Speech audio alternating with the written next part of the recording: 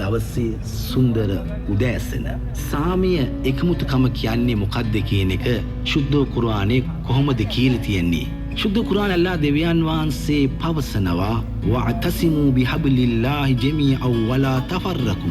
ඔබ සාමය සමගිය සහෝදරත්වය කියන කඹය තදින් අල්ලා ගන්න. ඔබ වෙන් නොවන්න කියා අල්ලාහ් දෙවියන් වහන්සේ පවසනවා. ඇයි මේ සාමය සමගිය සහෝදරත්වයට එකමුතුකමට කඹය පැවසුවේ? කඹය හැදිලා තියෙන්නේ කොහොමද? කොහු එකට අමුණලා ඒක ලණුවක් බවට පත් වෙලා ලණුව එකට අමුණලා ඒක කඹයක් බවට පත් වෙලා තියෙනවා. මේ කඹය සිංහල අවුරුදු කාලේදී කඹ ඇඳීමේ තරඟයේදී කඹය දෙකට කැඩිලා විසිමුණා කියලා අපි කියන්නේ නැහැ. එහෙම වෙන්නේත් නැහැ. කඹය හරි ශක්තිමත්. මේ වගේ මේ කඹයේ තියෙන හැම පුරුකක්ම හැම කොහු කැලලක්ම ඒක අපගේ ජාතිය මුස්ලිම් වේවා බෞද්ධ වේවා ක්‍රිස්තියානි වේවා සෑම සහෝදරයන් මේ සහෝදරයන් එකමුතු වෙලා තමයි මේ කඹය හැදිලා තියෙන්නේ. මේ කඹය ඉබේ කැඩෙන්නේ නැහැ. නමුත් පොඩි බේත්තලයක් අරගෙන ඒ විෂ බීජය මගින් කැපිල්ලක් දැම්මොත් ඒ මගින් ඒ කඹය කැඩෙන්නට පුළුවන්. ඒ නිසා අපි සෑම කෙනෙක්ම